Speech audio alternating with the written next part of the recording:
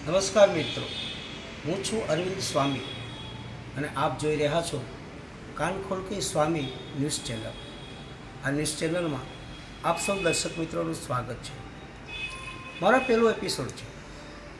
ન્યૂઝના પહેલા એપિસોડમાં અમે વિષય લઈને આવ્યા છીએ ભાવનગરના મહારાજા પ્રજાવત્સલ રાજવી કૃષ્ણકુમાર સિંહજીને ભારત રત્ન એવોર્ડ આપવામાં વિલંબ શા માટે?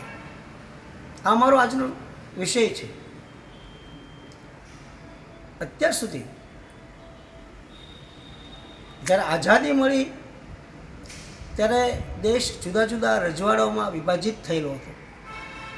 લગભગ 565 જેટલા રજવાડાઓને એક કરવાનું સૌથી કપરું કહી શકાય એવું કામ સરદાર વલ્લભભાઈ પટેલને સોંપવામાં આવ્યું હતું. અને સરદાર વલ્લભભાઈ પટેલ અને ગાંધીજીએ જ્યારે બધા જ રજવાડાઓને અપીલ કરી, બધા જ રાજાઓને અપીલ કરી, ત્યારે આખા દેશમાં ભાવનગરના મહારાજા કૃષ્ણકુમાર સિંહજીએ પોતાનું આખું રાજ્ય સૌ પ્રથમ એમને સમર્પિત કર્યું હતું. રાષ્ટ્રને સમર્પિત કર્યું હતું સાહેબ. 1800 પાદર આપી દીધા હતા. આપણે કોઈને 1 મીટર જમીનનો ટુકડો આપવા હોય ને તોય આપણે ખૂબ વિચાર કરીએ છીએ, નથી આપી શકતા સાહેબ. ગાંધીજી અને સરદાર વલ્લભભાઈ પટેલે એક અપીલને માન આપી રાષ્ટ્રના હિતમાં મહારાજા કૃષ્ણકુમાર સિંહજીએ એના 1800 પાદર છે રાષ્ટ્રને ચરણે અર્પણ કરી દીધા. કેટલો મોટો ત્યાગ, કેટલું મોટું સમર્પણ, કેવી મોટી દેશભાવના સાહેબ, જેને એમના પરિવાર માટે પણ કંઈ વિચાર્યું નહીં અને રાષ્ટ્રનું હિત છે એને અગ્રતા ક્રમે લીધું. આવા મહારાજા કૃષ્ણકુમાર સિંહજીને હજુ સુધી ભારત રત્ન એવોર્ડ મળ્યો નથી. ભારત રત્ન એવોર્ડ મહારાજા સાહેબને આપવાથી મહારાજા સાહેબની પ્રતિષ્ઠા કે લોકોના દિલમાં એમનું જે સ્થાન છે એમાંથી કાંઈ ફેર નથી પડતો સાહેબ.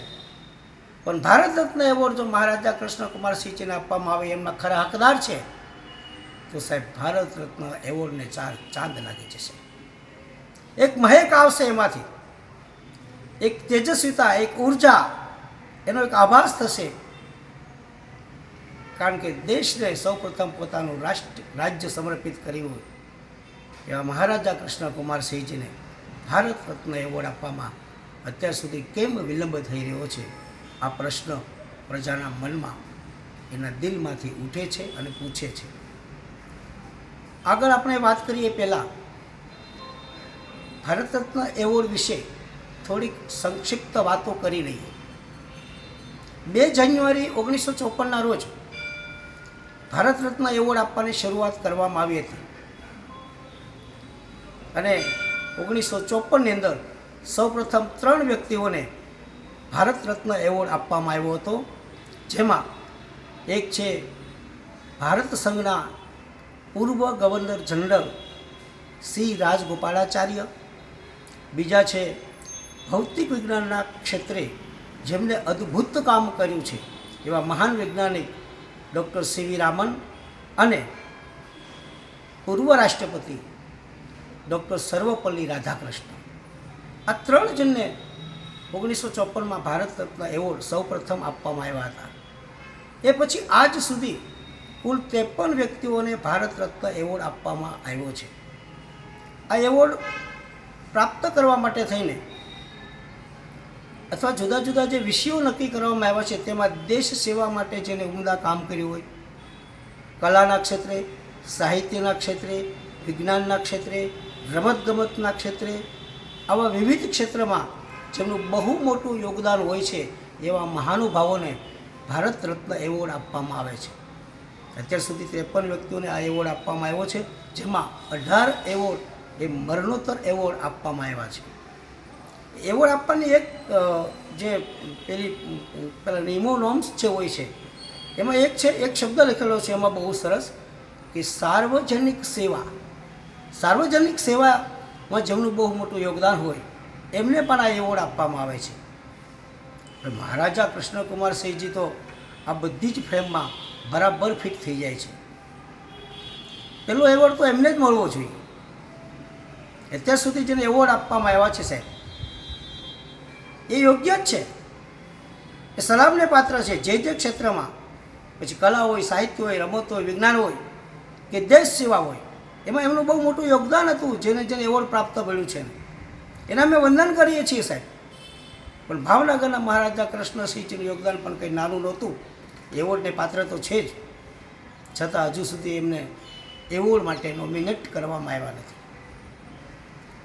આની જે કમિટી હોય છે, એવોર્ડ આપવાનું કોણ નક્કી કરે, એની જે કમિટી હોય છે એમાં વડાપ્રધાન, ગૃહ મંત્રાલય અને બીજા બધા જુદા જુદા ક્ષેત્રના તજજ્ઞો હોય છે, એમાં સામેલ હોય છે. એમાં વડાપ્રધાનની ભૂમિકા બહુ મહત્ત્વની હોય છે.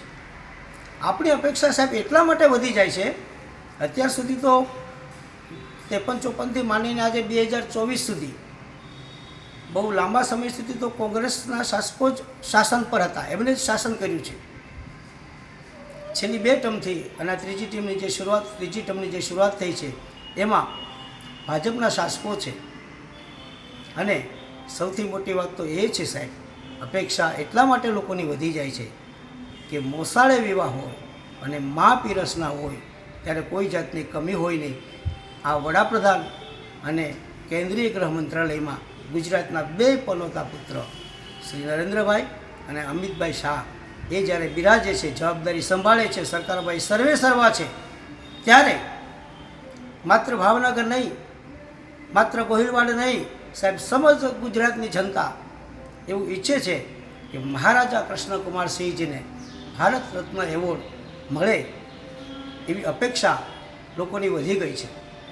આજે એક આવો સારો સુંદર સહયોગ છે કે જેમાં ગુજરાતના મહાનુભાવો કી પોઈન્ટ ઉપર દિલ્હીમાં બેઠા છે અને ત્યારે જ જો આ નિર્ણય લેવાઈ જાય તો એ સોનામાં સુગંધ ભર્યા જેવું કામ થશે.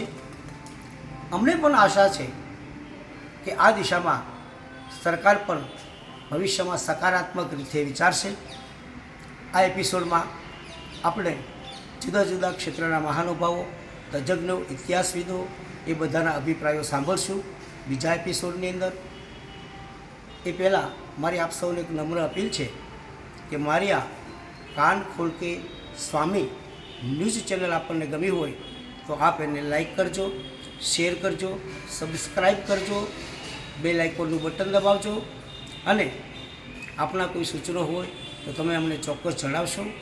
હું અરવિંદ સ્વામી રજા લઉં.